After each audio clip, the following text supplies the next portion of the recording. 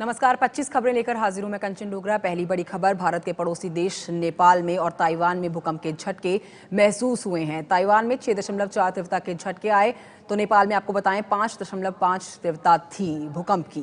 Taiwan में भूकंप के मलबे में दबने से अब तक 3 लोगों की मौत हो गई है, जबकि 121 लोग जख्मी हैं। हालांकि आपको बताएं नेपाल में अब तक 15 लोगों के जख्मी होने की खबर है। भारतीय समय के मुताबिक नेपाल में 10:10 पर भूकंप आया था।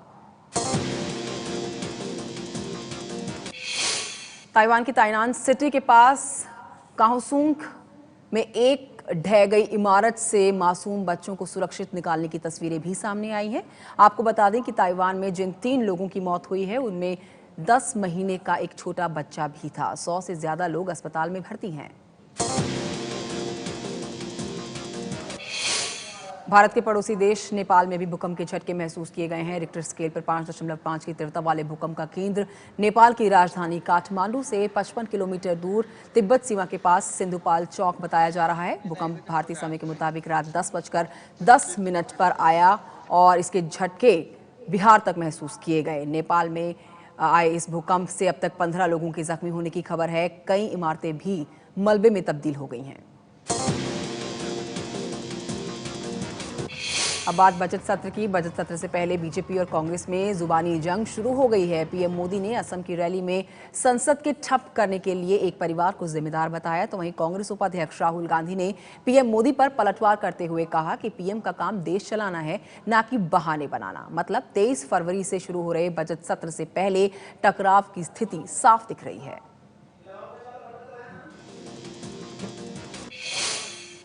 कांग्रेस के आरोपों पर गुजरात की सीएम आनंदीबेन पटेल की बेटी अनार पटेल ने दिया बयान। फेसबुक पर लिखा, मैंने और मेरे पति ने अपने जीवन के 22 साल से ज्यादा का वक्त जो है समाज की सेवा में समर्पित कर दिया है। मेरा मानना है कि ईमानदार और नैतिकता के साथ कारोबार करना सबका हक है। मैंने आज तक सारे काम सही तरीके से किए हैं। ऐसे में लोग जब नैतिकता पर सवाल उठाते हैं तो दुख होता है। सच की हमेशा जीत होती है और मैं सच के साथ ही रहूंगी।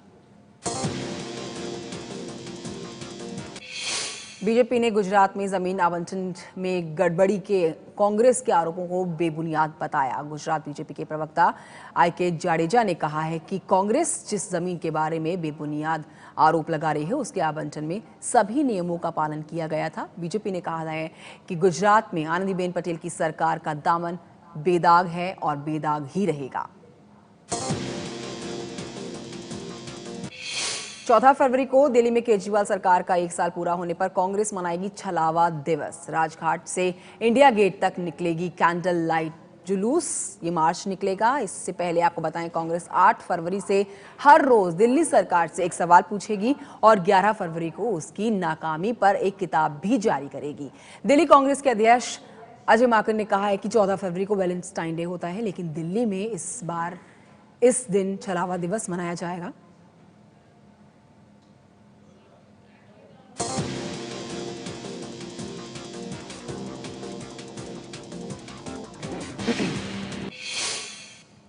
मुंबई में हेमा मालिनी समेत कई हस्तियों को सस्ते में मिली सरकारी जमीन का आवंटन रद्द। हेमा मालिनी को दी गई जमीन पर छिड़े विवाद के बाद महाराष्ट्र के मुख्यमंत्री देवेंद्र फडणवीस ने रद्द किया जमीन आवंटन। आपको बताएं ये पूरा हुआ जो भी जुड़ा विवाद सरकारी आदेश के बाद दिया गया था और अब जमीन की नई दरों के आधार पर ही आवंटन के लिए जारी की जाएगी नई नीति। कांग्रेस ने पीएम मोदी के गुजरात के मुख्यमंत्री रहने के दौरान हुए जमीन आवंटन पर उठाए सवाल। सीएम आनंदीबेन पटेल ने मांगा इस्तीफा। कांग्रेस का आरोप है कि मोदी के मुख्यमंत्री काल में ही आनंदीबेन पटेल की बेटी अनार पटेल के बिजनेस पार्टनर दक्षेश शाह की कंपनी को 125 करोड़ रुपए की जमीन सिर्फ 1.5 करोड़ रुपए में दे दी गई। कांग्रेस ने मांग की है कि इस पूरे मामले पर जांच सुप्रीम कोर्ट की तरफ से नियुक्त एसआईटी से करानी चाहिए और कांग्रेस ने यह भी कहा है कि इस पूरे मामले में खुद पीएम मोदी सामने आकर जवाब दें। आनंदीबेन पटेल की बेटी अनार ने कांग्रेस के आरोपों को पूरी तरह से गलत बताया है। असहनशीलता पर बयान देने के बाद से विवादों में उलझे अभिनेता आमिर खान को एक और झटका लग सकता है।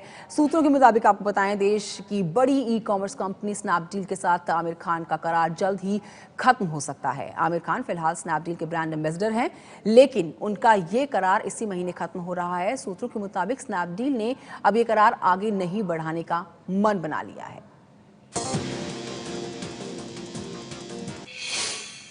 फ्लाइट में सोनू निगम को गाना गाने पर जेट एयरवेज के 8 क्रू मेंबर्स को काफी महंगा साबित हुआ है। जेट एयरवेज ने 8 क्रू मेंबर्स को सस्पेंड कर दिया है। वीडियो को देखने के बाद Directorate General of Civil Aviation यानी डीजीसीए ने जेट एयरवेज को नोटिस जारी कर पूछा है कि क्यों ना आपका लाइसेंस सस्पेंड कर दिया जाए। क्रू मेंबर्स पर कार्रवाई से नाराज सोनू निगम ने कहा है कि मेरे हिसाब से ये असली असहनशीलता है। दिल्ली में बोरे में मिली अज्ञात महिला की लाश, पुलिस ने पहचान के लिए निकाले इश्तिहार। दरियागंज पुलिस को एक बोरे में 25 से 30 साल की एक अज्ञात महिला का शव मिला है। इस लाश की अब तक पहचान नहीं हो पाई है। शुरुआती जांच में आपको बताएं, महिला नॉर्थ ईस्ट की लग रही है और उसके गले में पुलिस को गुलाबी दुपट्टा और पैरों में रस्सी बंधी हुई मिली। पुलिस के मुताबिक महिला की हत्या कर उसका शव बोरे में डालकर फेंक दिया गया। इलाहाबाद के करशना ब्लॉक प्रमुख नामांकन युद्ध के मैदान में बदल गया, जहां समाजवादी पार्टी के नेता विजयराज के समर्थकों की गुंडागर्दी खुलेआम दिखी। समाजवादी पार्टी समर्थकों ने नामांकन करने आए बीएसपी नेता रावेंद्र के समर्थकों को जमकर पीटा और खास बात ये रही इस खबर में कि पुलिस की मौजूदगी में ही समाजवादी पार्टी के कार्यकर्ताओं ने आम लोगों को और बीएसपी समर्थकों को दौड़ा दौड़ा कर पीटा, लेकिन पुलिस तमाशा देखती रही।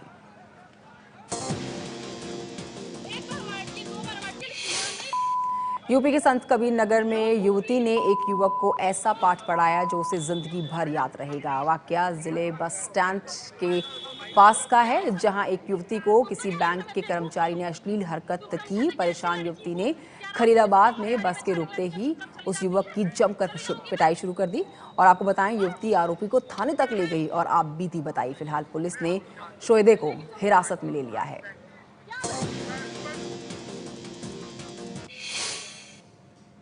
इलाहाबाद से बीएसपी विधायक पूजा पाल के खिलाफ हत्या का केस दर्ज कर लिया गया है। इलाहाबाद में बुधवार को शहर के सिविल लाइंस इलाके में रेलवे के आईजी के बंगले के बाहर रियल एस्टेट कारोबारी ललित वर्मा को गोली मार दी गई थी और आरोप है कि पूजा पाल का जनसंपर्क दफ्तर बनाने के लिए ही उनके करीबी ललित वर्मा पर एक जमीन को छोड़ने का दबाव बनाया जा रहा था, लेकिन ललित वर्मा इसके लिए राजी नहीं थे। इसी वजह से उन्हें रास्ते से हटा दिया गया, लेकिन विधायक पूजा पाल ने अपने ऊपर लगे आरोपों को राजनीतिक साजिश बताया है। मुंबई के चूनाभट्टी इलाके में एक बिल्डर पर उसी के दफ्तर में फायरिंग की गई। तस्वीरों में आप देख सकते हैं, बुरके में आए 2 लोगों ने अरिहंत डेवलपर्स के मालिक जिग्नेश जैन पर ताबड़तोड़ फायरिंग शुरू कर दी। जिग्नेश जख्मी है, लेकिन आपको बताएं अभी तक किसी भी आरोपी की गिरफ्तारी नहीं हुई है। बिहार की राजधानी पटना से खबर, जहां के केंद्रीय मंत्री रामविलास पासवान की पार्टी एलजेपी के नेता बैजनाथी सिंह की हत्या हुई। कच्ची दरगाह इलाके में AK-47 से मारी गई उन्हें गोली। रामविलास पासवान के करीबी माने जाते थे बैजनाथी सिंह और आपको बताएं, पूर्व मुख्यमंत्री राबड़ी देवी के खिलाफ और उनके बेटे ने तेजस्वी यादव के खिलाफ चुनाव भी लड़ा था। हमलावरों की तरफ से हुई गोलीबारी में एक और शख्स घायल हुआ है।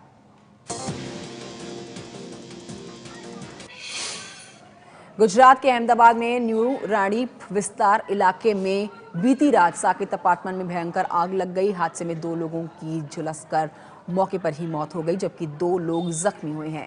आपको बता दें, बिल्डिंग के पार्किंग में शॉर्ट सर्किट होने की वजह से ही आग लगना बताया जा रहा है और आग की वजह से पार्किंग में खड़ी करीब 40 गाड़ियां जलकर खाक हो गई हैं। आग बढ़कर पूरे 4 मंजिल इमारत तक फैल गई।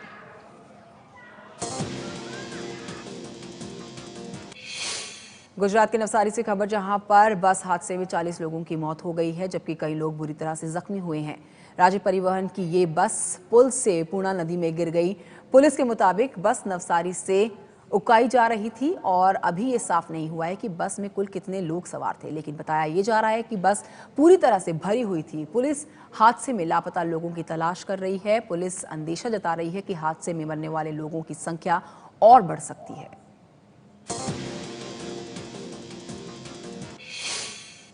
दिल्ली में एमसीडी कर्मचारियों की हड़ताल खत्म कराने के लिए उपराज्यपाल ने 300 करोड़ रुपए का कर्ज देने का ऐलान किया है।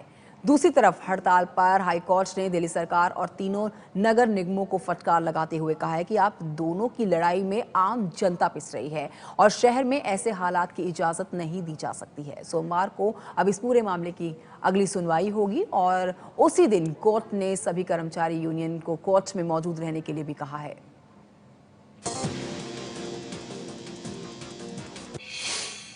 खबर महाराष्ट्र के शनि शिंगणापुर मंदिर से, जहां पर महिलाओं की पूजा को लेकर उठे विवाद पर आज कोई फैसला हो सकता है। अहमदनगर के कलेक्टर ने इस मुद्दे पर बातचीत के लिए आज दोपहर सभी पक्षों की बैठक बुलाई है। उम्मीद की जा रही है कि इस बैठक में आम राय से कोई फैसला हो सकता है। गौरतलब है कि शनि शिंगणापुर मंदिर में शनिदेव के चबूतरे पर महिलाओं की पूजा करने की परंपरा नहीं है। महाराष्ट्र सरकार ने समंदर के किनारे स्कूलों की पिकनिक पर रोक लगा दी है। महाराष्ट्र सरकार ने यह फैसला रायगढ़ जिले में हुए हादसे के बाद एहतियात के तौर पर लिया है। रायगढ़ के मुरुड जंजीरे के पास 1 फरवरी को समंदर में डूबने से 14 छात्रों की मौत हो गई थी और इस पूरे हादसे के बाद बॉम्बे हाई कोर्ट ने भी महाराष्ट्र सरकार से ये बताने को कहा था कि समुद्री किनारों को सुरक्षित बनाने के लिए वो क्या कदम उठा रही है ताकि भविष्य में ऐसे हादसे ना हो। खबर मध्य प्रदेश के हरदा जिले से, जहां पर एक गांव के लोगों ने बिना किसी सरकारी मदद के ही 365 मीटर लंबा पुल बना डाला। नर्मदा नदी पर बने इस पुल को 25 युवाओं ने 72 दिन में बनाया है। इस पुल को बनाने में 40 लाख रुपए की लागत आई है, जिसमें आपको बताएं कि युवाओं ने बैंक से लोन लिया है। पुल पर जाने के लिए नाम मात्र का शुल्क भी लगाने का फैसला लिया गया है ताकि लोन की जो राशि है उसका भुगतान जल्द हो सके। खेल के मैदान से खबर, T20 विश्व कप और एशिया कप के लिए टीम इंडिया का ऐलान हो सकता है। ऑस्ट्रेलिया में वनडे सीरीज में शतक लगाने वाले मनीष पांडे को टीम में जगह नहीं मिली है, जबकि आपको बताएं नए खिलाड़ियों में से जसप्रीत बुमराह और पवन नेगी को टीम में जगह दी गई है। एशिया कप 24 फरवरी से, T20 विश्व कप 8 मार्च से शुरू होगा।